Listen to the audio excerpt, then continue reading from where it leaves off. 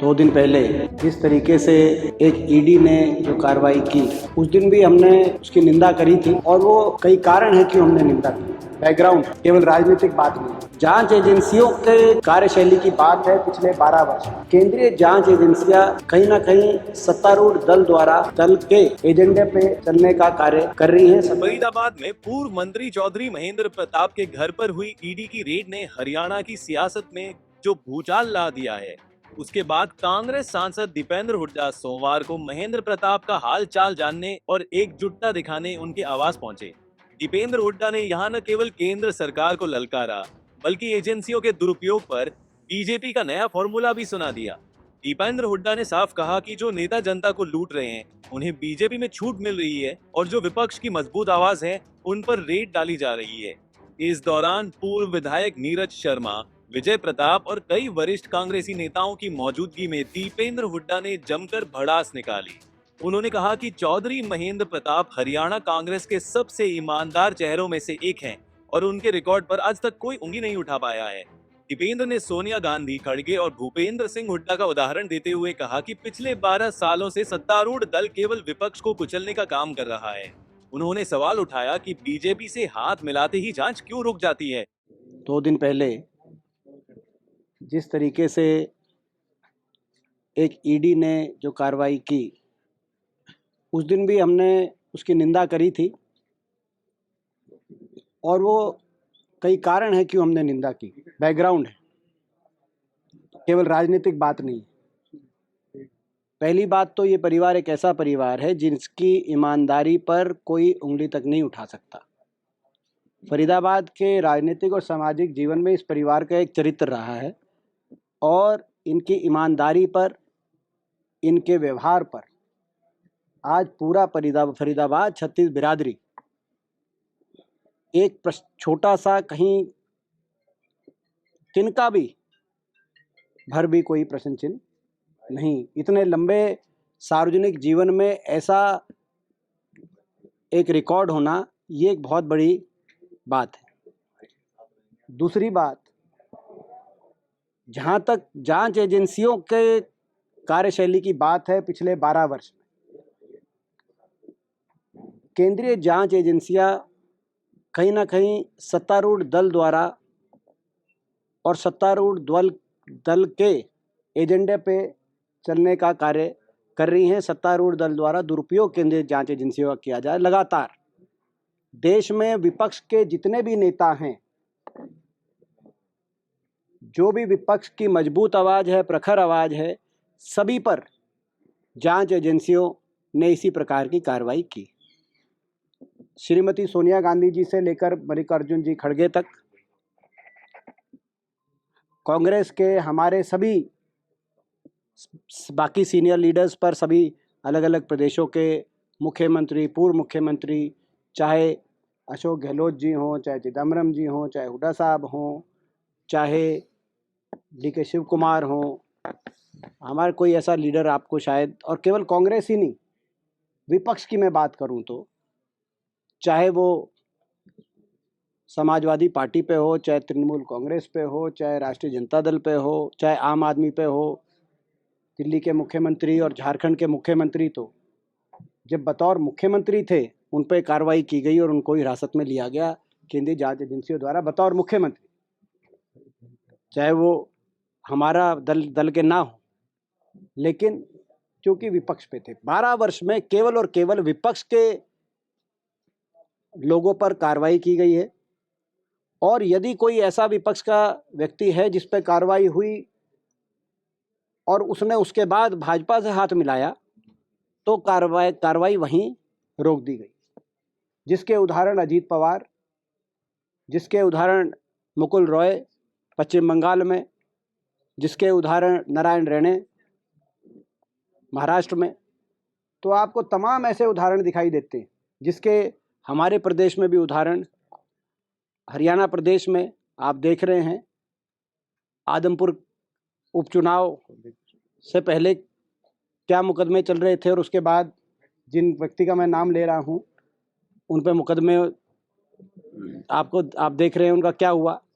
आप देख रहे हैं कि इनेलो के भी एक नेता थे, उन पर डीए का मुकदमा चल रहा था, लेकिन क्योंकि वो पर्दे के पीछे हाथ मिला के चल रहे हैं बीजेपी से, तो आय से अधिक संपत्ति के उनके मुकदमा क्या हो। तो ये देश में एक खेल चल रहा है और प्रजातंत्र को कमज़ोर करने का कार्य चल रहा है। सब जानते हैं, यहाँ तक फरीदाबाद की बात है, फरीदाबाद में सब ये भी जानते हैं कि किसकी क्या पृष्ठभूमि है और इस परिवार की कैसी छवि है, और सब ये भी जानते हैं, मैं नाम नहीं लूँगा, कि सत्तारूढ़ दल में बैठे लोग फरीदाबाद में किस तरीके से बुरी तरह भ्रष्टाचार में लिप्त हैं। लेकिन जो जमकर भ्रष्टाचार में लिप्त हो, जनता को जो लूट रहे हों, उनको तो छूट है। जो जनता को रहा है लूट, उसको है ईडी की छूट। बीजेपी का ये नया फार्मूला है। आप देख रहे हो भाजपा राज में जनता तो कष्ट के दिन काट रही है और बीजेपी के नेता कॉलोनियाँ काट रहे हैं, अरावली काट रहे हैं, फार्म हाउसेज काट रहे हैं। और आप देखो कि ये जांच एजेंसियां विपक्ष को निशाने पर ले रही है। ये मॉडल अच्छा मॉडल नहीं है। पूरे हरियाणा वासियों के एक एक के दिल में इस बात का उस दिन बड़ा दर्द हुआ, क्योंकि जब किसी ऐसे ईमानदार पृष्ठभूमि की इतनी तपस्या करी हो, चौधरी साहब ने तो इतनी तपस्या करी इतना लंबा समय प्रदेश के लिए, और ऐसी कार्रवाई की जाए तो स्वाभाविक है किसी को अच्छा नहीं लगा। तो आज हम हालचाल पूछने आए हैं। हमें विश्वास है, न्यायपालिका पे विश्वास है, न्याय की प्रक्रिया पे विश्वास है। न्याय तो होगा ही, और सत्य में जयते, सत्य की भी जीत होगी और न्याय की भी जीत होगी। न्याय प्रक्रिया पे हमारा पूरा विश्वास है, लेकिन जो हुआ बड़ा दुर्भाग्य। आगे फरीदाबाद की लोकल राजनीति पर बोलते हुए दीपेंद्र हुड्डा ने बीजेपी की गुटबाजी को लूटबाजी का नाम दिया। उन्होंने तंज कसा कि फरीदाबाद में 2 घंटे में एक ही जगह का 2 बार उद्घाटन होता है, क्योंकि बीजेपी नेताओं में क्रेडिट और करप्शन की हुड़ मची है। उन्होंने कहा कि अरावली से लेकर कॉलोनियों तक को काटा जा रहा है, जनता कष्ट में है और सरकार अपनी जेब भरने में मस्त है। मेयर चुनाव न होने पर भी दीपेंद्र ने कहा कि बीजेपी में जंग इस बात की है कि कौन कहां से ज्यादा लूटेगा। कहीं ना कहीं ये मंशा, क्योंकि सबसे कद्दावर कांग्रेस का चेहरा फरीदाबाद में, और वो कांग्रेस का ही नहीं विपक्ष का चेहरा, और भारतीय जनता पार्टी तो कहती है कि विपक्ष ना हो देश में, कांग्रेस मुक्त हो, विपक्ष मुक्त हो, ताकि कोई जनता की आवाज़ ना उठाए। तो कहीं ना कहीं इसमें जो है, मैं समझता हूँ ये जो सारी देश के अंदर प्रक्रिया चल रही है, उस कार्यशैली से जो मैंने आपको बताया विस्तार से, उसी कार्यशैली से जोड़कर इसे जनता देख रही है। विपक्ष को निशाने पे लेने की जो कार्यशैली जांच एजेंसियों की पूरे देश में चल रही है, उसी कार्यशैली से जोड़कर जनता इसको, इस कार्रवाई को भी उसी कड़ी में देख रही है। मतलब बीजेपी में शामिल हो जाए तो सब और बाकी कांग्रेस। देखिए वो देखिए, बड़ी, मैं समझता हूँ कि आप पत्रकार हैं, और आप, मैं ये बताऊँ आपको, जब हम ये कहते हैं कि लोकतंत्र खतरे में है, जब चुनाव प्रक्रिया संदिग्ध हो जाए, जब लाखों मतदाता प्रदेश के उनका मिलान ना हो, जब साम दाम दंड भेद यंत्र मंत्र तंत्र का प्रयोग हो और भ्रष्टाचार से अर्जित किए हुए अपार संपत्ति का दुरुपयोग हो चुनाव में, वो भी हुआ था फरीदाबाद में, भ्रष्टाचार से अर्जित की गई संपत्ति का बड़ा, तो ये पूरे देश में भी हुआ, हरियाणा में भी हुआ। तब जब हम कहते हैं जो लोकतंत्र खतरे में है और लोकतंत्र को बचाने के लिए हम लड़ रहे हैं, तो पत्रकार साथियों, आप ये मत भूलो कि लोकतंत्र के साथ साथ आप भी खतरे में हो। क्योंकि जैसे रशिया के अंदर पहले बहुत चैनल थे, लेकिन पुतिन राज में धीरे धीरे अब वो एक ही चैनल हो गए। पहले प्राइवेट चैनल थे रशिया में बहुत, पहले उनको बड़ी बड़ी कंपनियों ने खरीद लिया, उन चैनलों जो पुतिन के दोस्त थे, और फिर वो धीरे धीरे जब 2-3 बार पुतिन का री इलेक्शन के बाद इस पिछले वर्ष उन्होंने कहा ये चैनलों की जरूरत ही नहीं, क्योंकि सारे चैनल एक ही खबर दिखा रहे हैं, तो वहाँ का जो दूरदर्शन था, जो राष्ट्रीय चैनल का, बोला एक ही चैनल में करो, तो सारे अब वो वहाँ पे बेरोजगार हो गए। तो हम लड़ाई आपकी भी लड़ रहे हैं, प्रजातंत्र खतरे में है, तो आपका जो है पत्रकारिता भी खतरे में। इसीलिए हमें विश्वास है कि आप प्रजातंत्र को बचाने के लिए निडर और निष्पक्ष पत्रकारिता के रास्ते पे चलते हुए हमारी खबर को अच्छे से कल लगवाओगे। तो साहब ये कहे कि ईडी की रेड तो कराई गई थी कि बदनामी हो, लेकिन नाम हो गया। देखिए, जब अन्याय होता हुआ देखते ही हिंदुस्तान की जनता है, भारतवर्ष है, तभी मैंने कहा कि हमें विश्वास है कि न्याय की जीत होगी, सत्य की जीत होगी। जनता जब अन्याय होता हुआ देखती है, हिंदुस्तान की जनता, भारतवर्ष की जनता, तो कहीं ना कहीं वो न्याय के साथ खड़ी होती है और जिसके ऊपर अन्याय हो उसके साथ निभाती है।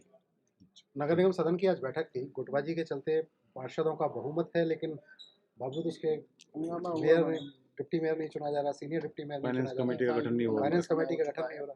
चुनाव हुए लेकिन अभी तक मेयर नहीं चुना। ये देखो, ये जो भाजपा में जो गुटबाजी चल रही है, पूरे प्रदेश में ही चल रही है, लेकिन फरीदाबाद की मैं बात करूं, हमारे भाई विवेक जी भी पहुंचे हैं। विवेक जी भी हमारे, उन्हीं का इंतजार हम कर रहे थे। तो जो फरीदाबाद पूरे प्रदेश में और फरीदाबाद में बाकी जगह भी जो गुटबाजी चल रही है, ये गुटबाजी भ्रष्टाचार को लेकर, कौन कितना लूटे इस बात को लेकर है, और कोई कारण नहीं है।